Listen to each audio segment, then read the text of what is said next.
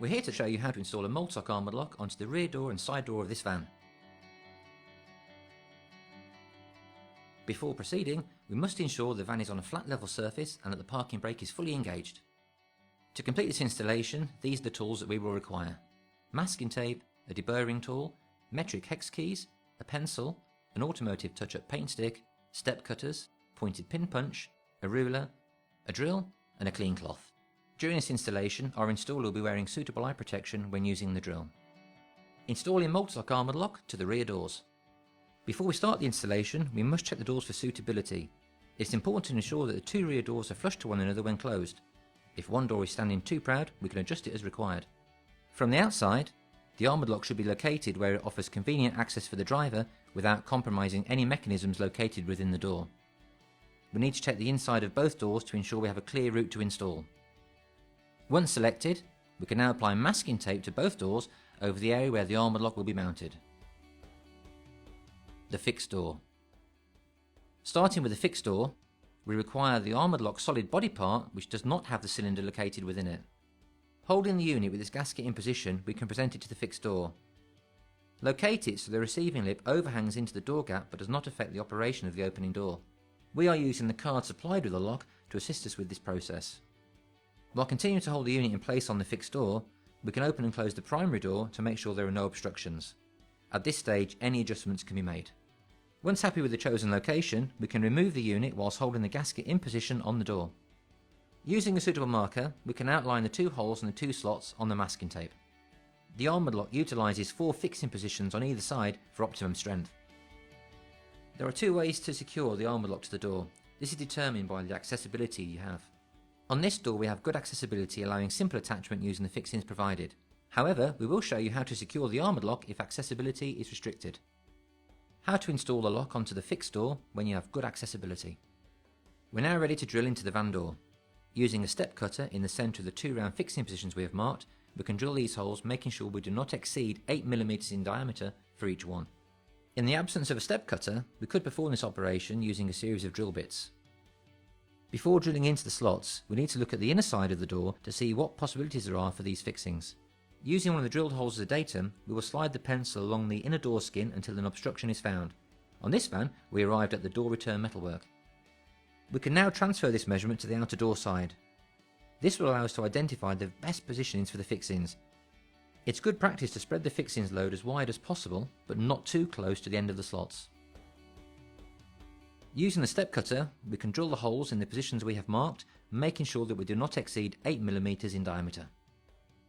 It's important to ensure that all the holes are free from filings and debris. To do this, we're using a deburring tool. We can now remove the masking tape from the fixed door. Once cleaned, it's important to treat the bare metal with a suitable protective coating. For this installation, we're using an automotive touch-up paint stick and allowing suitable time to cure. The armoured lock is supplied with a variety of fixings to allow you to select the most suitable type for your van. For this door, we are using 2 socket head bolts, 2 serrated washers and 2 large flat washers for the fixed hole positions, and then 2 socket head bolts, 2 serrated washers, 2 large flat washers and 2 weld nuts for the slotted positions. Holding the lock and gasket in position, we can now insert a socket head bolt, serrated washer and a large flat washer through the door skin into one of the fixed hole positions, but we will not tighten it at this point. Once done, repeat the process for the other fixed hole position. Taking a weld nut, insert it into one of the slots in the orientation shown. Then insert a socket head bolt, serrated washer and large flat washer through the door skin while sliding the weld nut along the slot until it locates with the bolt. Again, we will not tighten it at this stage. We'll now repeat the process for the other slot. We can now check the position of the lock by closing the door. Once confirmed, we can pinch tighten the fixings using the hex key. How to install the lock onto the fixed door when we have restricted accessibility. With restricted accessibility, we need to create access points to allow simple installation of the armoured lock unit. Using a pointed pin punch through each of the drilled holes, mark the inner skin, giving a good guideline where the access holes need to be. If it's not possible to mark the inner skin, we will need to make calculations where these 4 holes should be. These holes are for access only, so they do not have to be perfectly in line with the holes in the door skin. However, they must surround the door skin holes completely. Once these 4 positions are identified, we can drill the holes using the step cutter. Each hole should be between 20 and 21 mm in diameter. As before, we will clean the holes using a deburring tool and use the automotive touch-up stick to address the bare metal. At this point, the fixing of the armoured lock follows the same process as before. Once tightened, install the 4 finishing grommets. The opening door. Take the remaining lock part and gasket and position it on the doors. Whilst holding the unit in position, we can operate the door to ensure it opens and closes freely. If the body is touched during this test, we can reposition accordingly and also ensure that the locking bolt operates smoothly. Once our position is confirmed, we can remove the lock part, leaving the gasket in place to mark the 2 holes and the 2 slots as before. Using the step cutter, we will drill the 2 fixed hole positions, ensuring we do not exceed 8 mm in diameter for each one. For the other 2 fixings, these will need to be located through the door overlap. To calculate the fixing positions, we will measure the depth of the overlap. Now, halving this measurement, we can transfer it to the outside of the door skin and mark it within the slotted area we've already obtained.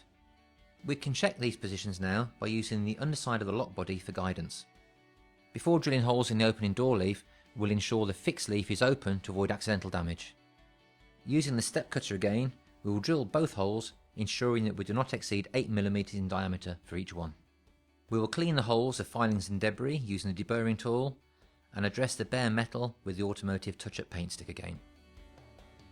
For this part of the installation, we will be using 2 socket head bolts, 2 serrated washers and 2 large flat washers for the fixed hole positions, and then 2 dome head bolts, 2 serrated washers and 2 small flat washers for the slotted positions in the overlap.